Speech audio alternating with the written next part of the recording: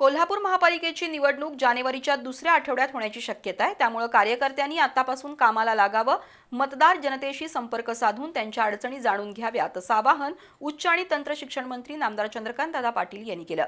निवडणुकीच्या पार्श्वभूमीवर भाजप पदाधिकारी कार्यकर्त्यांच्या बैठकीत ते बोलत होते। याचबरोबर आमदार राजेश क्षीरसागर यांच्याशीही नामदार पाटील यांनी चर्चा केली।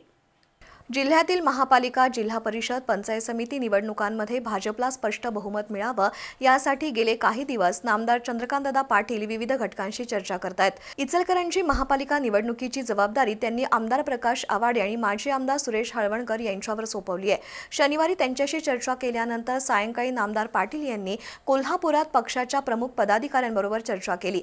या निवडणुकांमध्ये सक्षम, कार्यक्षम कार्यकर्त्यांवर अन्याय होणार नाही याची दक्षता घेण्यात आली आहे असं नामदार पाटील यांनी सांगितलं।